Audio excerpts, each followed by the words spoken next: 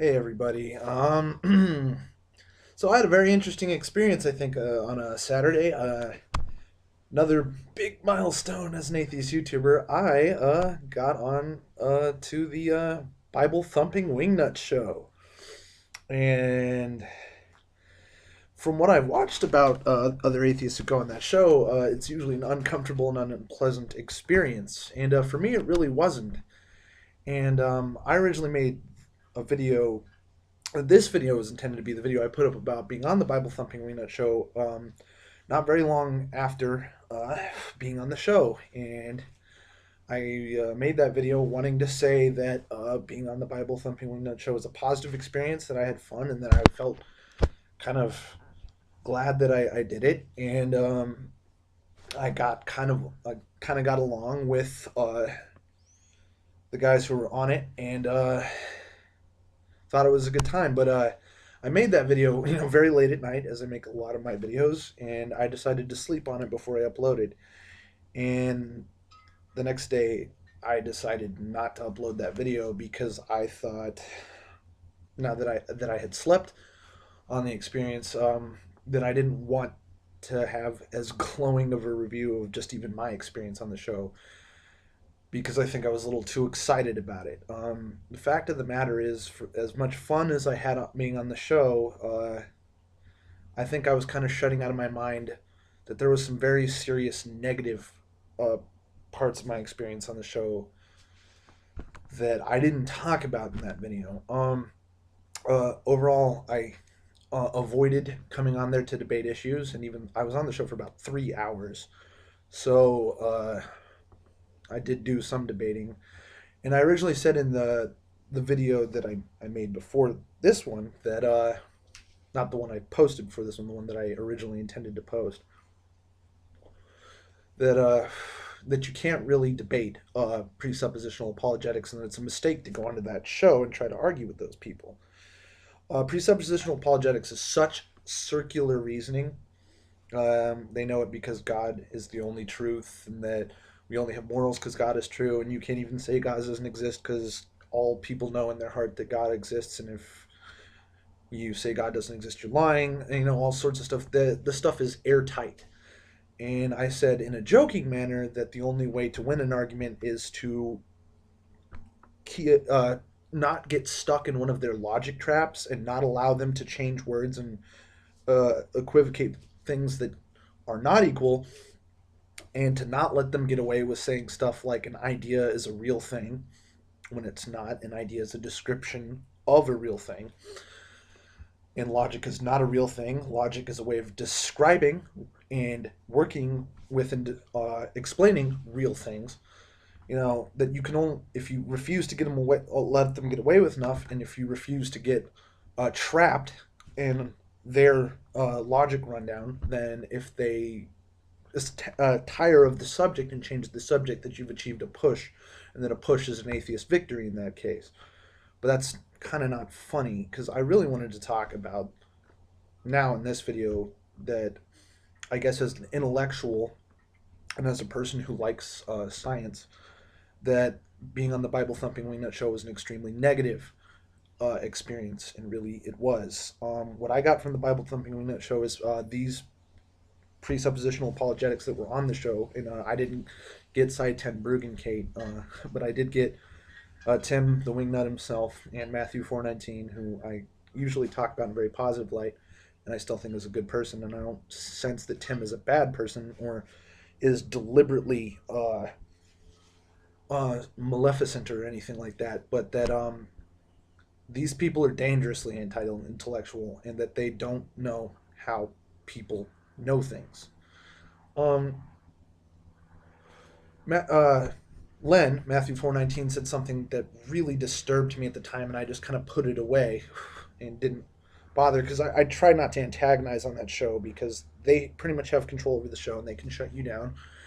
And also that I wanted to go on there and learn more about presuppositional apologetics rather than to argue for atheism, especially since it's been a long time since high school biology, and I can't explain cell division and cellular meiosis and meiosis and all that shit to them.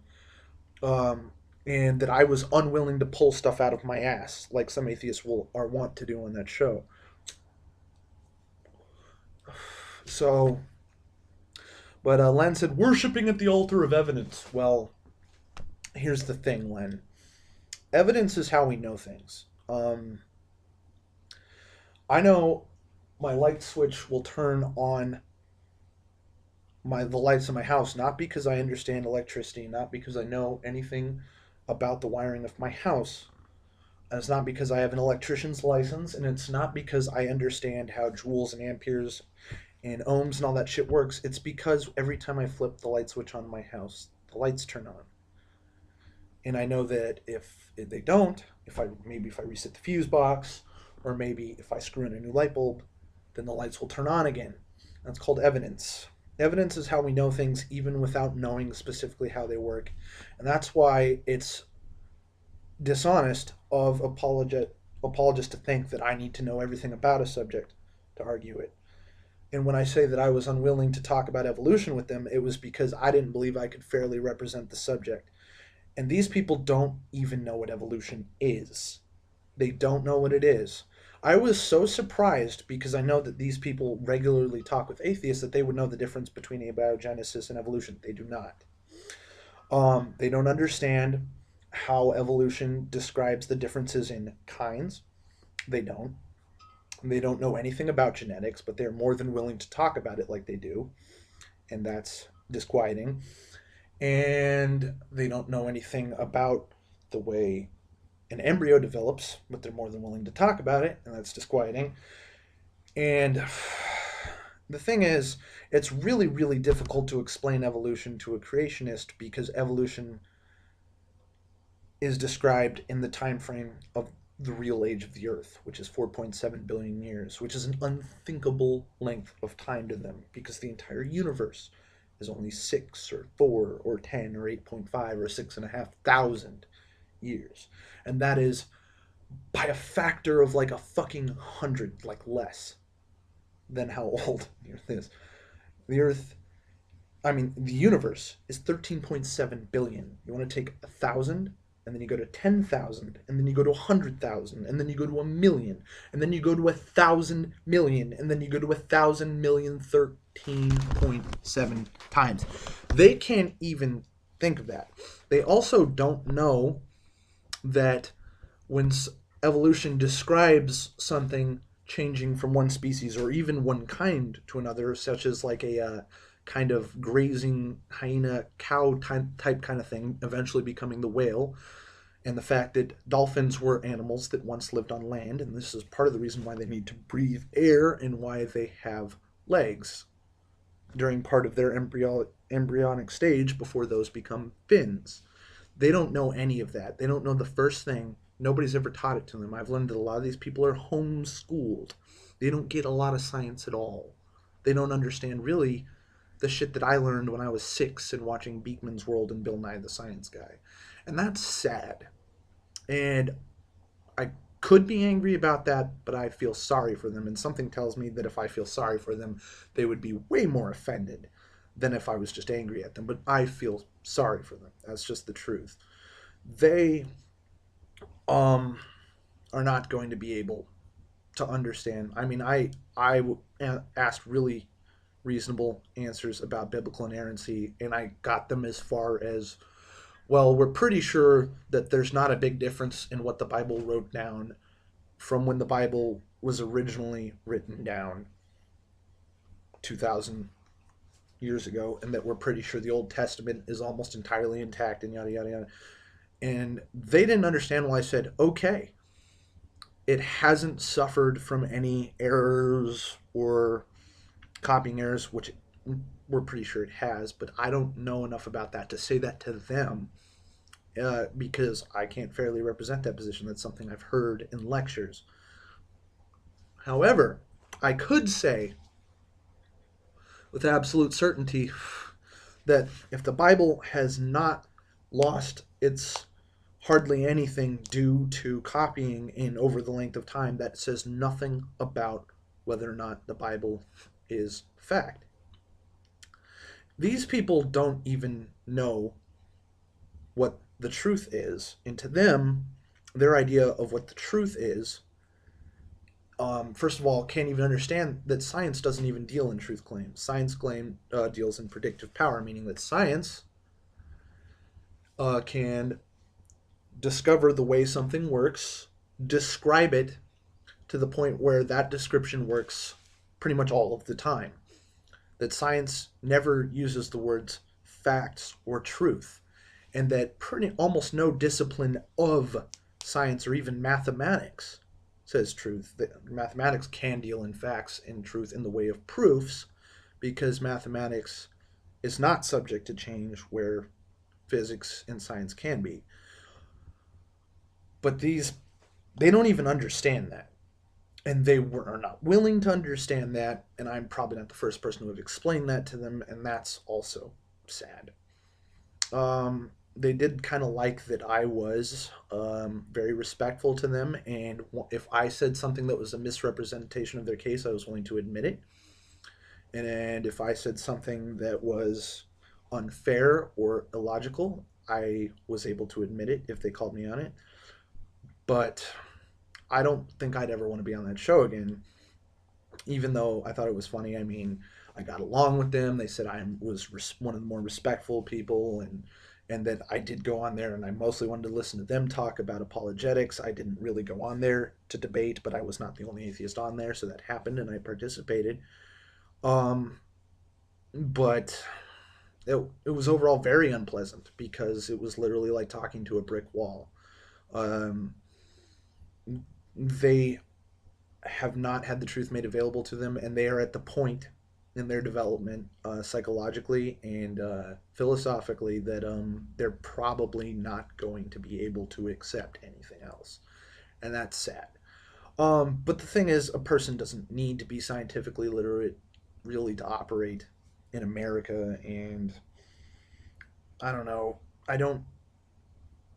I don't really have like this animosity yet, uh, but I feel embarrassed about my optimism with communicating with Christians of their ilk, the presuppositionalist, creationist, diehard ilk. I'm glad that I think I held up to my ideas of how to communicate with a Christian, that I never swore or raised my voice. I tried very hard not to be condescending. I was not 100% successful there. There was a little bit of condescension here and there with how I dealt with them, but I was glad that I was able to have respectful dialogue with them and kind of learn more about how discussing and even debating and arguing with the presuppositionalist works. But I also, I guess, here in closing, was a little bit horrified with how little communication is really possible, just from my limited experience with this, and that um, I don't think you can teach them evolution. I think it's probably been tried before me, and they absorb none of it, and they won't, and that's too bad. And I don't think they understand the first thing about scientific method. I don't think they understand sixth grade science. That's too bad. Um, and it is scary that there are people just like them and the heads of the science board of this country and of the education boards of many states in our country. And I have had the scales fall to my eyes, so to speak. It's fucking horrifying because there are probably people less willing to even talk about it than the Bible thumping wingnut gents are in charge at this very moment. And that's scary because Bible thumping wingnut is not on a school board as far as I know, but people worse than him are. And that that was a wake up call to me. Thanks for watching. I still am glad I was on the show. I still had a good time, and I still had some fun. And Side 10 Prudent K wasn't on there. And just in passing, I will say that I made them laugh that I said, from what I've seen of a lot of atheist videos talking about being on the Bible Thumping Wingnut show, what happens when you come on this show is you come on, you say something, and Side 10 Prudent Kate says, "How do you know?" over and over again until you choose to leave. And they laugh their asses off. They thought that was funny. I guess that was a cute moment. That was a highlight. And, but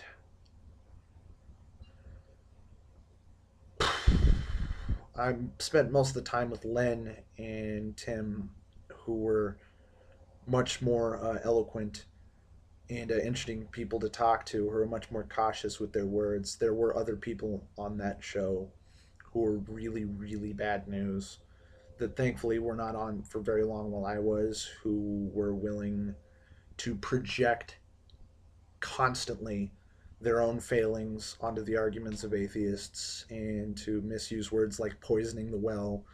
I mean, there was this one guy, I didn't catch his name, and I'm glad I didn't, who was telling me or somebody who was on during the same time as me, I didn't even know who the hell he was talking to, saying that they were poisoning the well when the entire incessant talking that he did that nobody could get him to stop was him poisoning the well. It's that bad. It's that circular. It's that projecting. It's the I know you are, but what am I? I don't know. I don't want to talk for too long. This is already an unnecessarily long video, but if anybody wants to tell you I told you so, please. I don't get enough comments on my videos. I mean, even if it's just a passing thought, I know that more people watch than comments. I don't care about thumbs up or whatever, but I like to listen to what other people think. So, just comment on what you guys think about presuppositional apologetics or the Bible Thumping WingNut show, or my own naivete, so to speak. But now that I've really had a couple days to think about it, it was wrong of me to want to say that going on the show was an entirely positive experience. Could only be at best a 50% positive experience, mostly due to my own keeping track of what I was going to say and what I was willing to discuss. So maybe that's that.